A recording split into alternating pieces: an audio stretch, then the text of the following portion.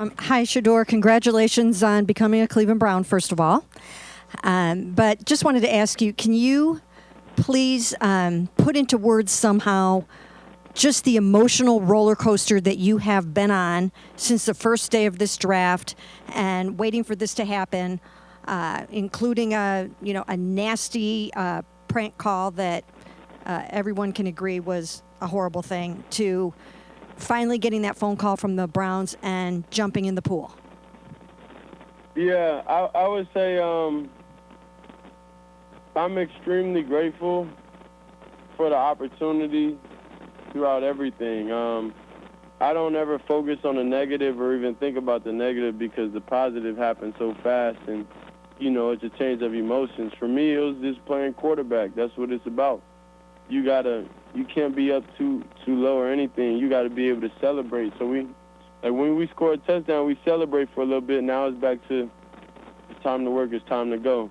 So that's all it is a football game to me, and that's how I view it. That's my personality. Is I would say, level through adversity and level through everything, any situation I'm faced with, because I know what it's going to require for me to come out on top.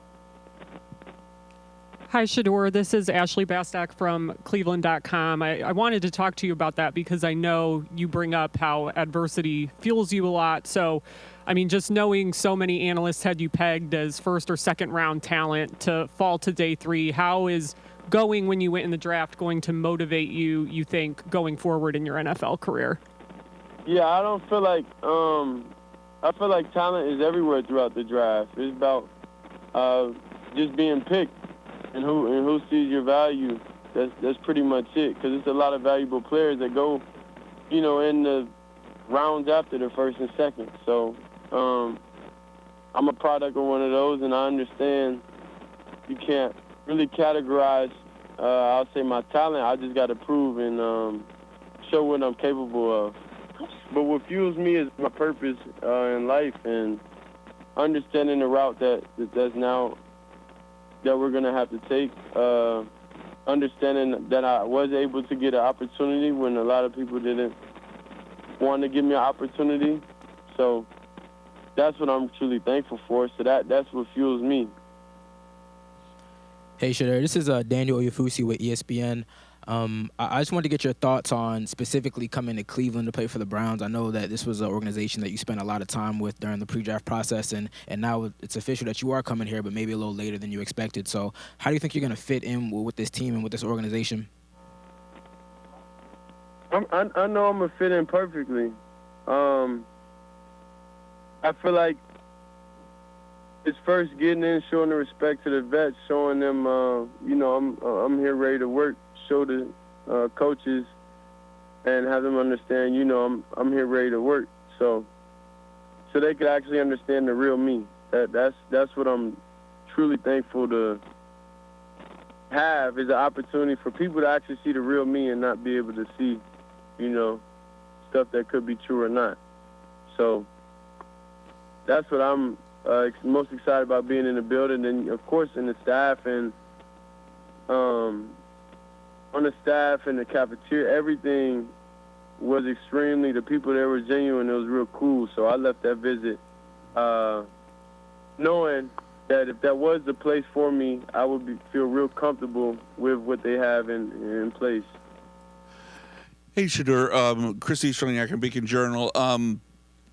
I know you've been asked a million questions about your dad over the years, but obviously his experience in this specific business and in pro football, as you were going through the last couple of days and going through this,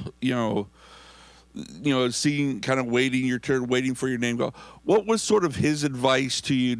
Was there anything he sort of said to you, or were things sort of understood just, between you and him, just about what was going on? He said, God got us. So that's what it is. I look at what went on and everything as a football game. You may not come out early hot. That may not happen, but when it's down to the final 2 minutes of the game, then you understand the level of seriousness raises the stake, all the stakes raised, and that's why I thrive in those high pressure moments. So I never felt any type of way. I understood, okay, this is the route, and that's it. Shedeur, with that, what kind of burden was it being the son of Dion, and that you were not just a regular player here in college football? Well, it's never a burden. I wouldn't look at that as that. I feel like God makes everybody have their own routes, and this is just my route. Like, there's nothing I would be able to go back and wish that wasn't my dad, because I'm truly thankful for him being there and the structure I have. So it's never really a burden. I just find it, that other kids in similar situations, I want them to be proud of what their fathers and what they have accomplished. So then you could carry on a legacy, carry on the family name, and not really be kind of feel ashamed about it. I don't like when people make people feel ashamed about it. Shedeur, Cameron Justice, News 5 Cleveland here. You're going to get in here, just get to work in a couple weeks, rookie mini camp. What's your mindset heading into this organization with that mini camp around the corner and the anticipated quarterback competition for that starting role in this upcoming season? Get there and handle my business. Do what I have to do, whatever role that is. I'm just thankful for an opportunity, so that's all I can ask for. The rest is on me. Hey, Shedeur, congratulations. You said earlier that you want people here with the Browns to see the real you. You're coming to a new franchise and fan base and city, so what can you tell people about what they will see? What is the real you? The real me, I'm definitely going to be able to show it with actions. Actions more, and you'll understand I'll be more involved in, the community and really the leading the kids in the right direction. That's the main thing. Whatever situation they're in, that's really where I feel like I have the most impact on, is really the kids, and giving them a different perspective of respect. Parents, respect their elders and respect those people that are in position to give you advice. So that's where you'll see the most impact there. And, of course, within the building, and, just making sure everybody is comfortable with whatever situation anything is. So that's how I make everybody feel comfortable and them understand I'm not, just here to talk about it. I'm here to prove it.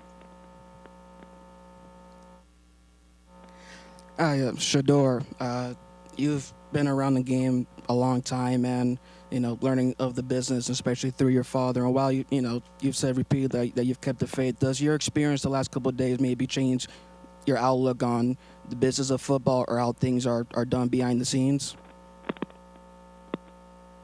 Excuse me, you can say that one more time? I couldn't hear it clear. Yeah, sure. Hopefully you can hear me a little better now. I was saying that you have been around the game. You've been around the game a long time and learning of the business of football. And while you've said that you keep the faith, I was wondering if your experience the last couple of days changes your outlook on the business of football or how things are done behind the scenes, seeing if how they affected you the last couple of days. No, nothing really affected me the last couple of days. To just really push having faith and understanding, God really had me, and I'm favored, I'm blessed. Besides that, it's not really anything that changed. The love of the game is still the game. When you get on the field, it wasn't too much, negativity being said. I know I got to clean up some things in my game for me to be at my best, but that's what I take each off season one at a time and fix it. So I think that was just outside of football getting in the way, but therefore I have an opportunity now. Then we're about to get on grass really soon. Hey, Shedeur, congratulations. This is Spencer German, Cleveland Browns on SI. Just throughout this entire process, you've been pretty open about, some of the comments made about you and different things that have been said. So given how that all went, given how this weekend went, going to the 5th round, do you come into the league feeling like you have a lot to prove, even though you try to stay pretty positive and above the negativity? Yeah, of course. It's the main thing. I'm just proving Coach Stefanski and Mr. Berry that they are right. That's it. They're right about picking me. That I'm a good decision. I'm a good draft pick for them to be able to come in there and do what I need to do. Shedeur, do you have any regrets about anything in the pre-draft process? Do I have any regrets? I feel like in life it's always a way I can improve. So it's always in different areas I'm able to improve. And some things that, I could have done at the time that seemed right at the time, I could have went about it a different way. And that was like more during the season and stuff like that. Yeah. Shedeur, Justin Cooper here, ESPN Cleveland. Hey, wanted to ask you what that moment was like between you and your dad. Obviously, you wanted to go higher up in the draft, but weren't able to do that. And after falling, I'm sure it was probably relief. And what was that like for you two, and what was the embrace like? I don't know if me and Dak hugged, but it was more of just understanding that the main thing is just getting an opportunity. That's why I preach on that. That's why I stand on that, because that was my main goal.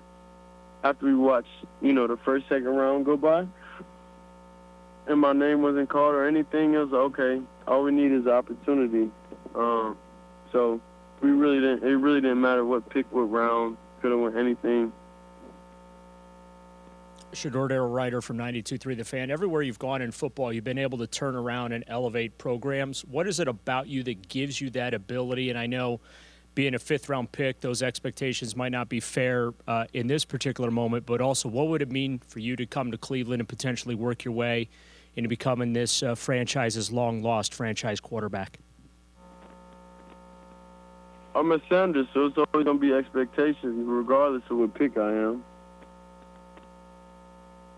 Shedeur, you mentioned that nothing has bothered you over the past couple of days. I actually have 2 questions real quick. The first question is, did that prank phone call, did that not get to you, or how do you feel about the person who did that to you, and what impact did that have on you when that happened today? It didn't really have no impact on me, because it was just like, okay, I don't feed into negativity, or I don't feed into that stuff. Like you seen on Deion Jr.'s well-off YouTube video, my reaction to it. It just is what it is. I think of course the dude was childish. Of course I feel like it was a childish act, but everybody do childish things here and there, so. Okay, and then my second question is, there was a lot of talk throughout the pre-draft process that you were, brash and arrogant, and that you were not interviewing well, and you weren't coming off right in some of those interviews. Do you feel like did any of those things actually happen? And do you think that that is what cost you some draft status? I think what happened was I had a great interview and great process with the Browns, and that's why they was able to pick me. So anything outside the organization is really a non-factor to me now, because this is where my focus and this is where my mind is, just doing everything I can to make this team better. So everything outside of that, the opinions don't really matter. Shedeur, when the Browns drafted Dylan Gabriel yesterday, did you think it was possible you'd end up in Cleveland? Nah, I wasn't really watching at that point in time.